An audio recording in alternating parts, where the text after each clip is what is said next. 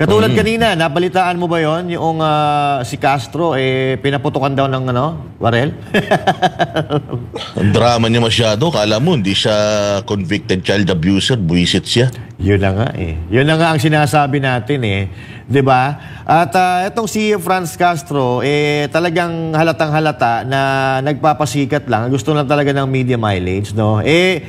Ano naman kung nagpaputok yung pulis? Alamin mo kung bakit nagpaputok. Hindi yung magre-reklamo agad na nagpaputok sa traffic. Pagka-traffic ba, hindi ba pwede magpaputok ang pulis? Kung may hinahabol silang kawatan, may hinahabol silang kriminal. Etong si Franz Castro, masyado na nagpapapansin sa mga Pilipino lalo na tuloy nabubuwisit ang mga Pilipino sa kanya. Sa totoo lang, yan police matter yan. Dapat hindi na pinakikialaman ng isang kongresista yan kasi ang trabaho ng congressman gumawa ng batas, hindi sumita ng mga kung ano-ano pa. Pwede naman siya magsampa ng reklamo sa PNP pero kailangan niya pang ipamedya, kailangan niya pang iiyak sa mga committee, sa mga committee hearings. So, kung may reklamo siya, meron namang ahensya ng gobyerno, meron namang PNP, pwede naman siya magreklamo doon. Well, in fairness to Castro, medyo ang mga pulis talaga natin ngayon umaabuso naman talaga sa kapangyarihan. May mga ilan na umaabuso, may mga ilan na nagtatrabaho. Bawal naman kasi talaga ang pulis na magpaputok. Kahit mag-warning shot, bawal bawal yun.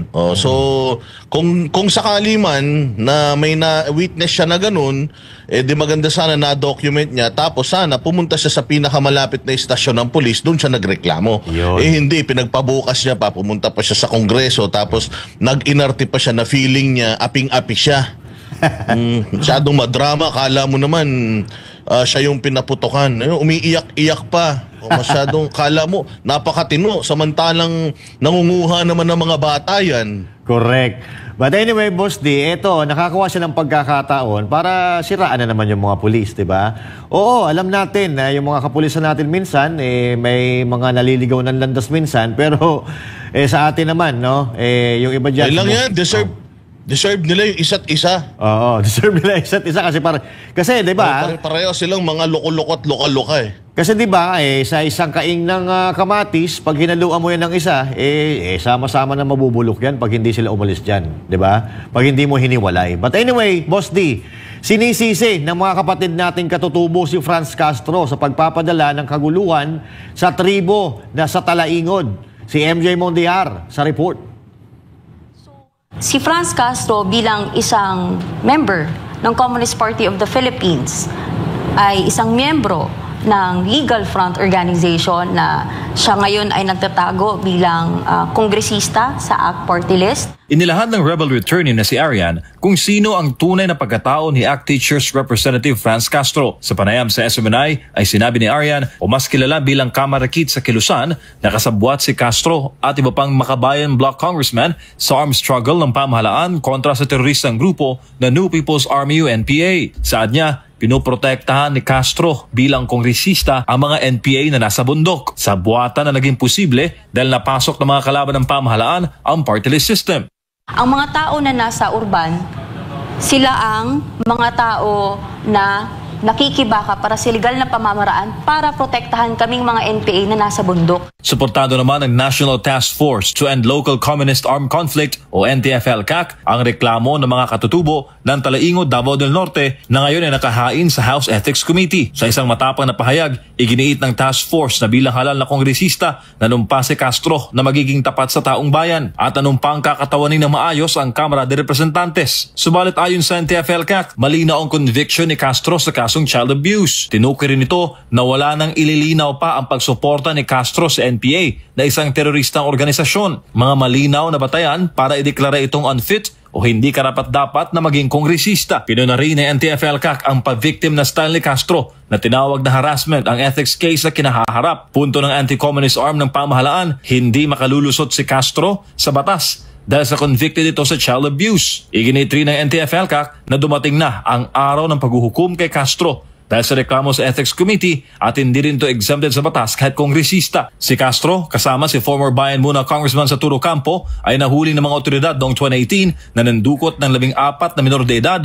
na katutubo sa Talaingod, Davao del Norte. Mensahe naman ng mga katutubo kay Castro. Si Castro, mo man ang nagatag og problema sa amo. malinaw na ang talaingod. Wala na impi gumikan kay wala na si Ocampo, wala na si Castro. O na si Castro sa Manila. Mao na ang kami nga tribal leaders nag-declare mi og kanang gitawag nga rata nga persona ng grata. Ipay lang yun namo si Castro og kaso kay para mawala gid sa gobyerno. Para sa Diyos at sa Pilipinas kung mahal, MJ Mondihar, SM9 News. Alright, so ayun At eto patuloy pa rin itinatanggi nila Franz Castro na sila ay kabahagi ng CPP-NPA-NDF, no? Pero dito, dati sinabi na ni Pangulong Duterte harap-harapan na sila ay talagang mga frontline ng mga CPP-NPA. At eto rebel returnee, Boss D. Rebel returnee, medyo pinangalanan si Franz Castro na sila talaga yung mga front dito sa Kapatagan. Na itatanggi pa ba nila to? Siyempre, itatanggi, Boss D. Ultimong yung Panginoon na si Joma Season, suma-impyerno nawa ang kanyang kaluluwa. Inamin na rin naman niya na itong mga to, yung mga inisa-isa niya yan yung mga legal fronts ng CPP-NPA.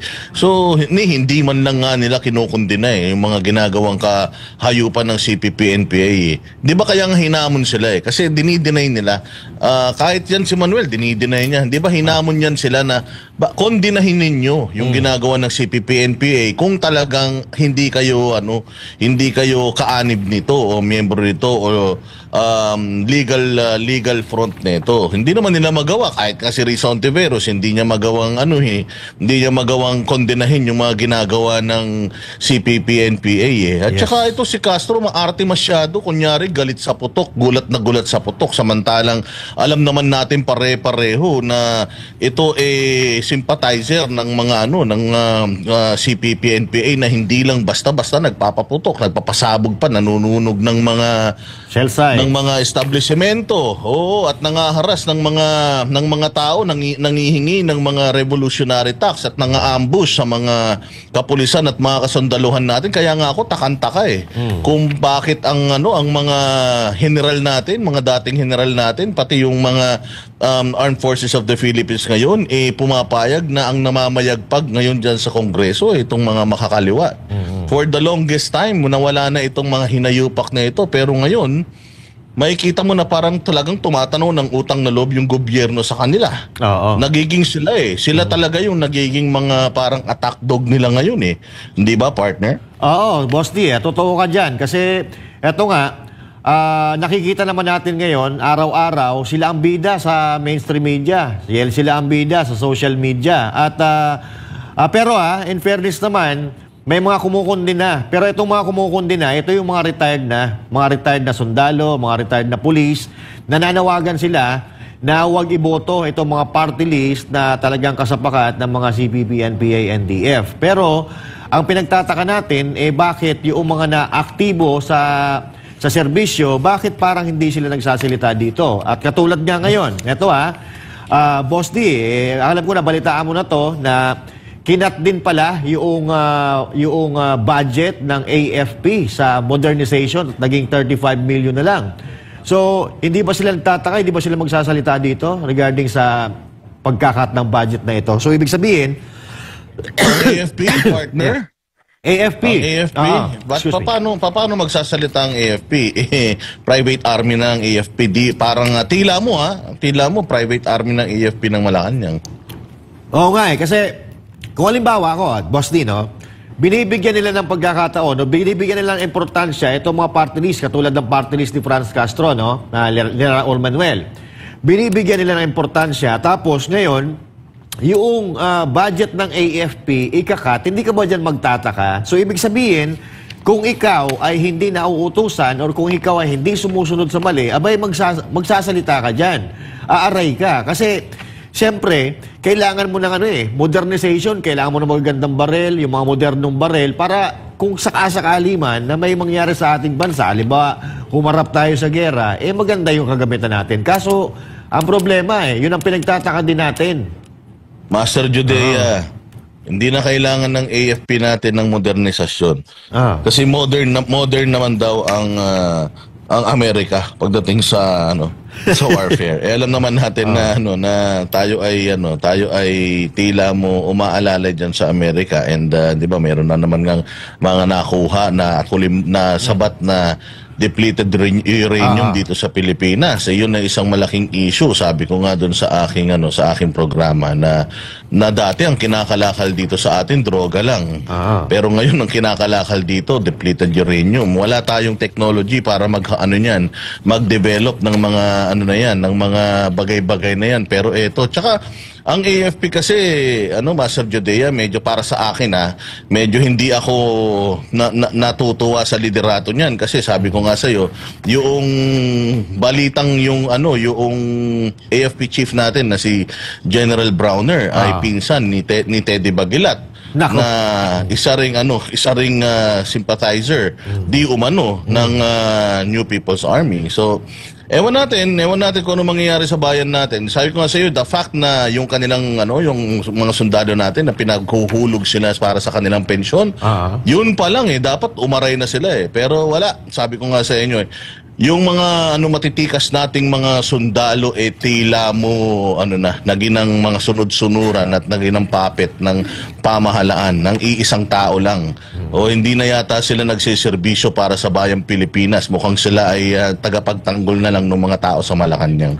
Yun nga Pero may ngayon may umiikot kayo na text blast, parang nagba-viral din siya na panawagan na mag-resign itong si General Browner kung patuloy lang na magbibingi-bingihan at magpipipipihan dito sa nangyayari sa ating bansa.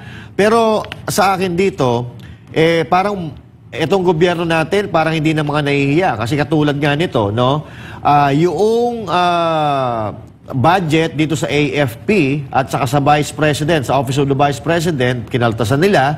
And at the same time, yung AKAP retained ang AKAP, and then yung PhilHealth pala hindi na pinondohan. Yung AKAP na retain at nagkaroon ng MOA, ang PhilHealth at ang tingog party list ng asawa or ni Martin Romualdez, at sila po ang magmamaniobra or mga ngasiwa dito sa AKAP at maging sa PhilHealth, Boss D, So parang hindi na talaga sila nahiya. Pakapalan na ito ng mukha. Halatang-halata ito na labag ito sa Ligang Batas ng Pilipinas, pero wala silang pakialam. Tuwan-tuwa pa sa interview na retain ang AKAP at yung sa PhilHealth talagang niyakap na rin nila. Matutuwa ka talaga kung kawatan ka na kasi tsaka mag-e-election ngayon, Master Judea. Mag-e-election ngayon. Alam naman natin na hindi naman tayo siguro grade 1. Hindi naman tayo pinanganak kahapon. Alam naman natin na nagagamit yung pag-aayuda na yan para sa pagbili ng boto. Legal na pagbili ng boto. Kung makikita nga natin, 'di ba, ang PhilHealth zero budget. Tapos ang AKAP at ang AIC 61 billion. Matapos nilang limasin ang kaban ng PhilHealth dahil nililipat nga nila, hindi ba, from yung kaban ng PhilHealth papunta sa budget ng Malacanang. Kumbaga nilugi na nila. Hindi na nga nakakabayad mga bossing itong PhilHealth sa mga private hospital, sa mga utang nila, tapos kinuhanan pa nila ng pera, tapos ngayon zero budget pa nila. So talagang lulubog ang Pilipinas. Gusto talaga nila madurog ang Pilipinas. Sabi ko nga sa inyo, this is another plot kasi si Inday Sara ang napapansin ko, kasi kahit anong gawin nila, si Inday Sara palakas ng palakas. Mukhang ang pinaka nito end game nila is wala nang matinong Pilipinas na ililid si Inday Sara kung sakali man tumakbo siyang presidente sa 2028. Wasak talaga yung Pilipinas na iiwanan nila. Durog talaga at dapan-dapa. Wala na talagang kumbaga walang presidente na makakapag-ahon sa Pilipinas na lugmok pagdating ng 2028. 3 years pa yung kanilang pamumuno. Sigurado ako lahat ng pwede nilang kamkamin, lahat ng pwede na lunukin, kurakutin, talagang gagawin na nila ngayon. Para kung sakaling hindi man sila magtagumpay sa kanilang layunin na makuha pa yung 2028 election at masira ang Inday Sara, sisiguraduhin nila na mag-fail si Inday Sara come 2028 kung siya magiging presidente. Yes, okay. May punto ka doon, Boss D, no? Kasi yun ang nakikita natin ngayon eh. Ang nakikita natin, imbis na solusyonan ang problema ng Pilipinas, is lalo pa nilang ginagatungan. Lalo pa nilang dinadagdagan ng problema dahil ito sa paggagasta or sa paggamit nila ng hindi maayos sa pondo ng gobyerno, ito ay isang pagsira na mismo sa ating bansang Pilipinas kasi hindi na, kumbaga, itong budget ng Pilipinas, dapat ito sa pagsasaayos ng mga sira ng ating bansa, katulad ng mga kalsada, tulad ng mga proyekto na dapat ay naasikaso ng gobyerno, pero hindi natin alam kung sa bulsa ba nito napupunta lang or yan nga, yung sa akap-akap na yan, yung mga AIX, talagang ginagawa nilang gatasan yan, ginagawa nilang tawag dito, panuhol sa mga botante. Ang mga akap-akap na yan. 100% yan. Oo, kasi eto nga no, kung hindi siguro mag-i-eleksyon, baka wala tayong makikitang akap-akap. Buti nga, mag-i-eleksyon, pamimigay nila sa pera, sa mga tao yan. Papaano? Kung hindi mag-i-eleksyon. Meron pa din yan, Master Judea. Kung walang eleksyon, yung akap na yan, bubulsa nila yan. Iyon. Pero ngayon, at least, Boss D, mapupunta sa ating mga kababayan, which is kunin nyo yan, mga kababayan.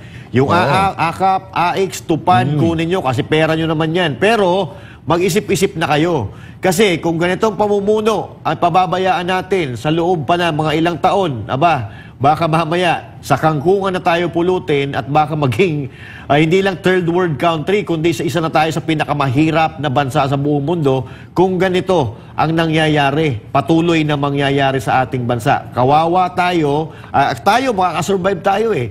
Paano yung mga susunod na henerasyon, yung mga anak nyo, yung mga apo ninyo? Kaya yan, pumili tayo 2025, umpisa na natin. Bago pa man nila lustayin, bago pa nila wasakin ang Pilipinas, dapat magkaroon na tayo ng mga kakampi sa loob ng gobyerno na matino at magsasaayos ng gusot at sira na kanilang ginawa. Yan, Boss. Kailangan mawala, Master Judea, itong mga current na mga nagahari-harian dyan sa Kongreso.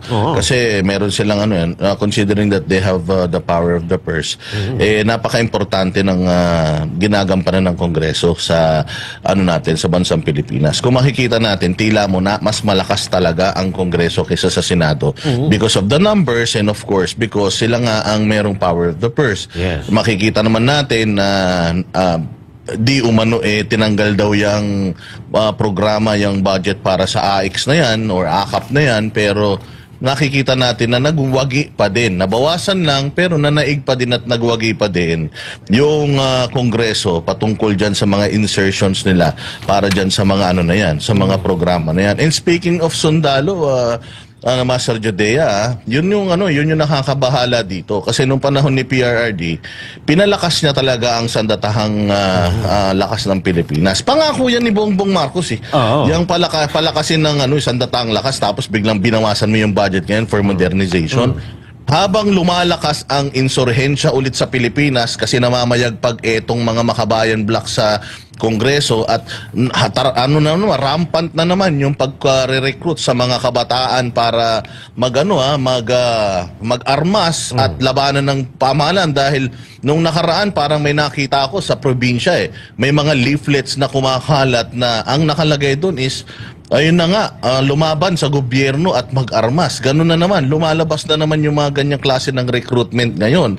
And considering na ang gobyerno natin ay hindi pinrioritize yung pagpapalakas ng armed forces natin, ibig sabihin, pinapahina nila armed forces para lumakas ulit yung insurhensya at kumita na naman sila sa gagawing gera nitong insurhensya na to. Yun ang nakikita natin mga bossing. So dapat talaga ang mga sundalo mag-isip-isip na dito kasi hindi kayo mahal. Hindi kayo mahal ng mga namumuno sa bayan. Kasi kung mahal kayo ng mga namumuno sa bayan, dapat nakikita na nga ng gobyerno natin yung kakulangan ng ano natin ng ating mga kasundaluhan pagdating sa kagamitan at sa teknolohiya Nakikita natin sa mga, di ba, panay ang Visiting Forces Agreement, panay ang balikatan natin. Nakikita na natin kung gaano tayo ka-late. Pero binawasan pa rin nila yung budget para sa modernisasyon ng militar. Isa lang ibig sabihin yan. They want the military to fail. Yes. Oo, gusto nila yung military na maging mga supot. Malamang yan, yung mga baril ng ng mga militar natin. Naku po, malamang sa malamang. Puro teka-teka pa rin yan.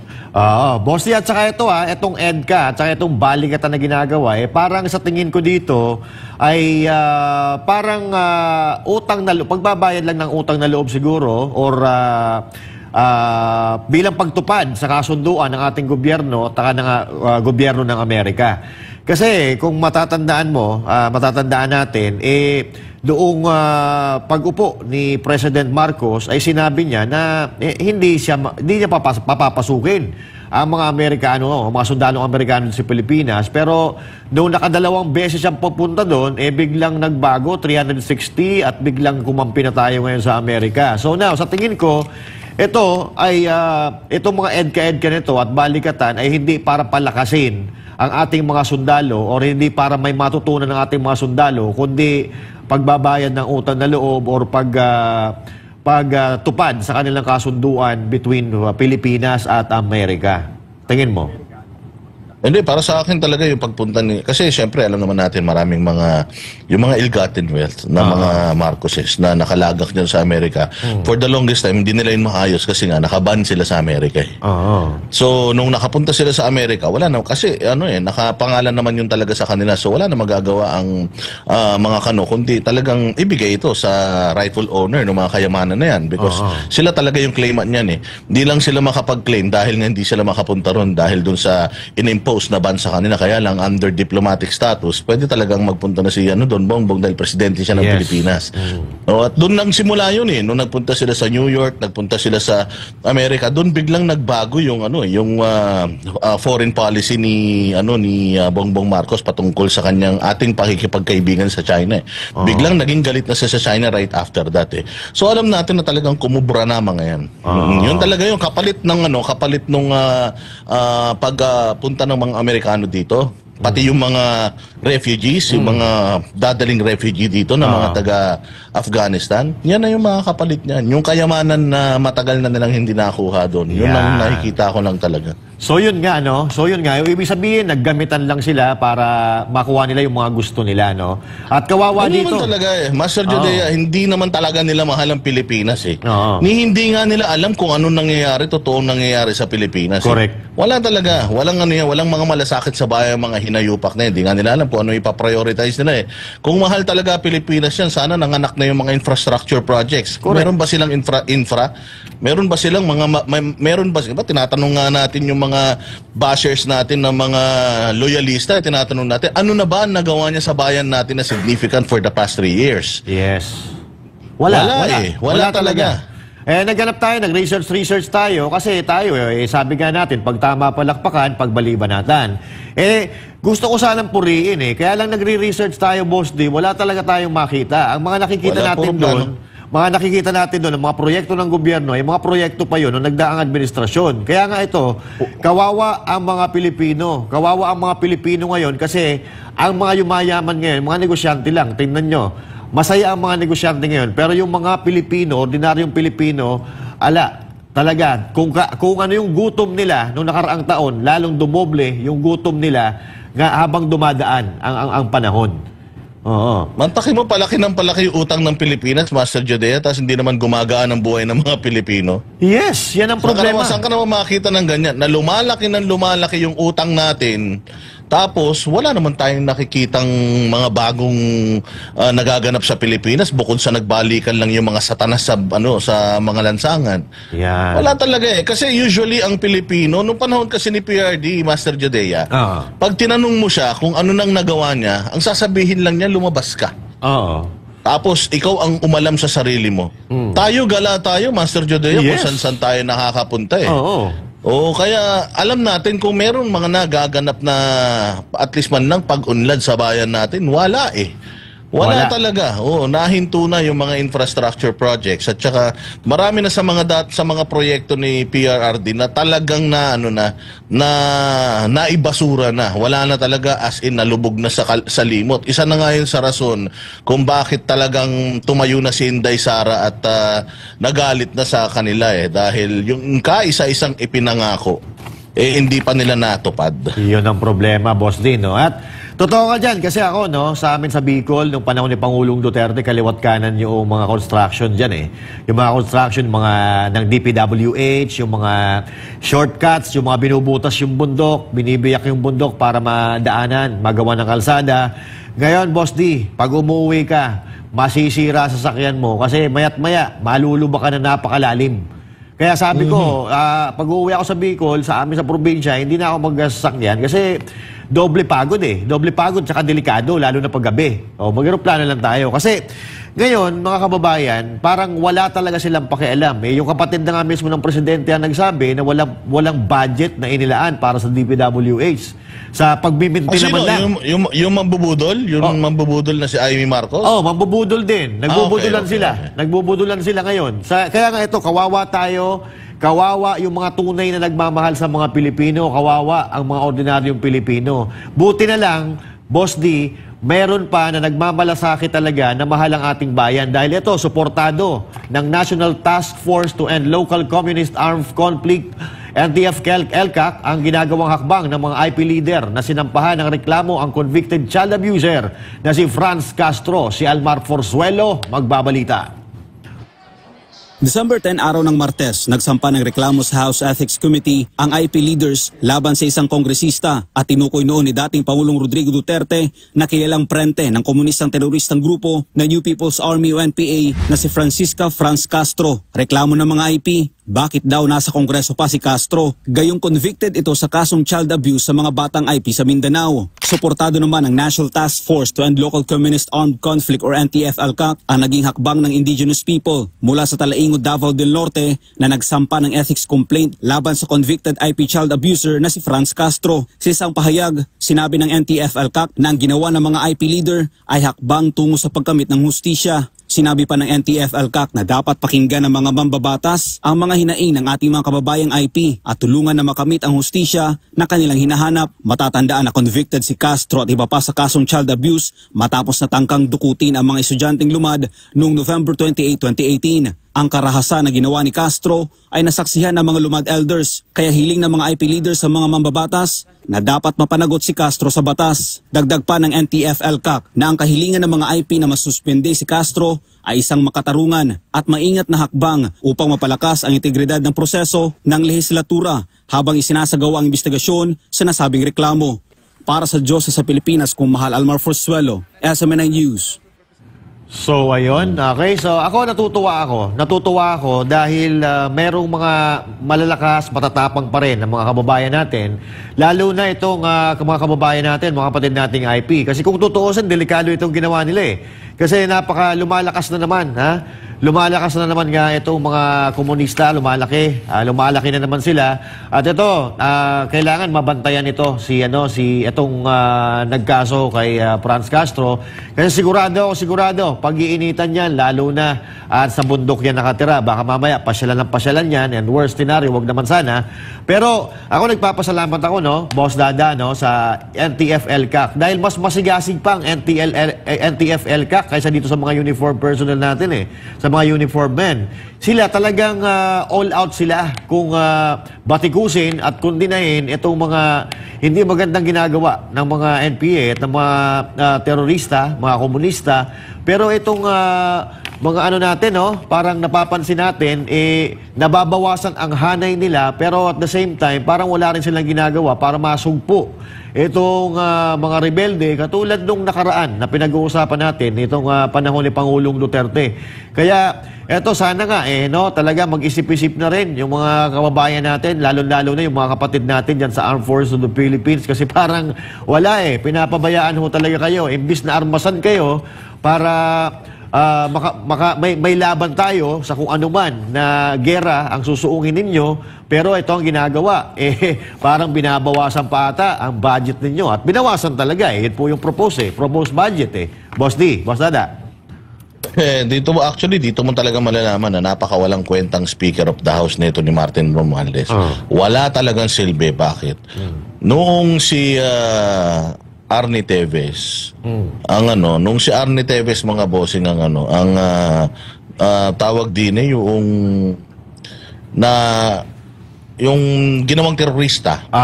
Nung si Arnie Teves yung kinasuhan, ang bilis silang tinanggal. Nag-file kaagad sila ng ethics complaint na yung pagsayaw-sayaw niya na naka-boxer shorts is boxer shorts, if you may recall, Yes, diba? yes. Samantalang ito convicted ka na child abuser. Convicted ka at talaga namang kahindik-hindik yung ginawa mo, na kinuha mo. Parang kidnapping pa nga ito. Yes, dapat kasi kinuha niya. Dapat kidnapping kasi kinuha niya yung mga bata sa mga magulang nang hindi alam ng mga magulang, mga minor de edad ito . Yes. So dapat talaga, aside from human or child abuse, dapat meron pang kidnapping na kasama ito. Nagtataka nga ako bakit hindi pumasok sa kidnapping. But at least na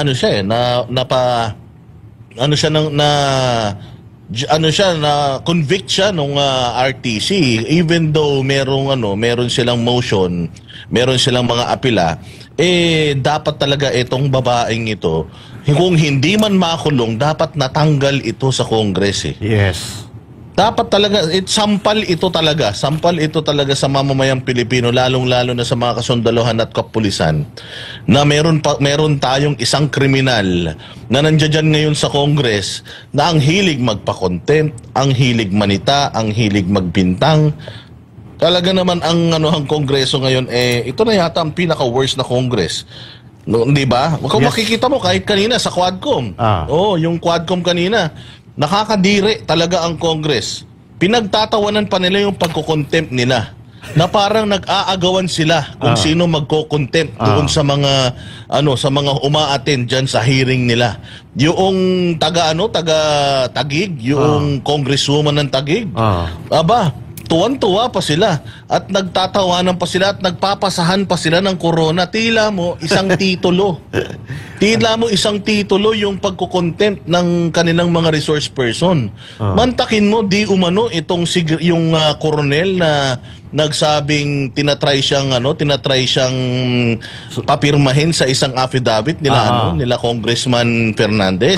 Naka-confine daw ito sa ospital. Mantakin mo, ipako-contempt mo dahil naka-confine sa ospital, dahil hindi nakarating. Grabe, no? Ano klase yun? May rason naman kung bakit hindi nakarating . Hindi ba? Tas ang nakakatawa, katulad dyan, yung isang yung dating NPA din daw yun . Yung isang dyan, yung laging galit na congressman. Si Paduano. Yung si Paduano, sabi nga ni Ka Eric Celis, hindi ba? Dahil kilala nga daw niya yung mga yan. Yan din daw ay konektado sa mga makakaliwa. Yes. So kita mo, ito ang nangyayari sa bayan natin Pilipinas, mga bossing. Yung mga nagsisigas-siga, nag-ahari-harian, pinababayaan ng House of Representatives na nag-ahari-harian yung mga dating kalaban ng pamahalaan. Hindi nagbalik loob na ba yan mga yan sa pamahalaan?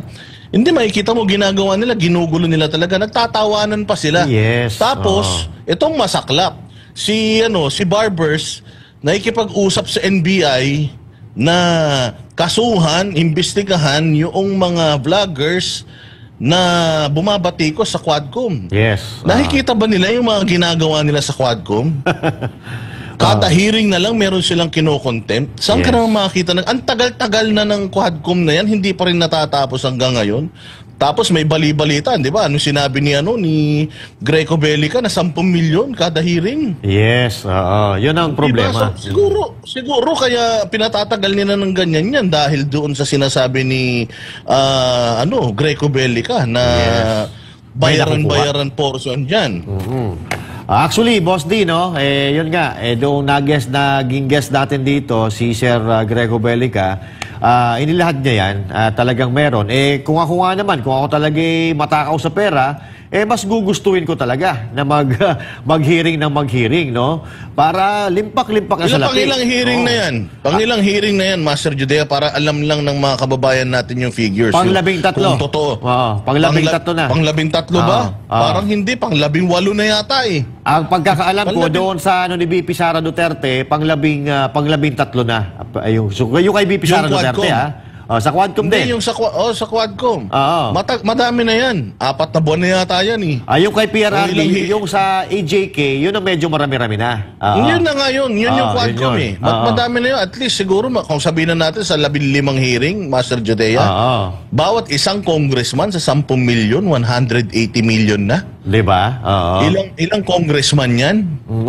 Pero yung in fairness sa kanila, no, nahiya sila doon sa kay BP Sara Duterte. Tinapos na nila noong Lunes. Kasi wala talaga sila Yung Committee on Good Government. Good Government. Pero yung Quadcom, hindi pa sila natapos. Tuloy-tuloy yun. According to Greco Bellica, doon nagsimula yun sa Quadcom at yung Quadcom di na natapos-tapos.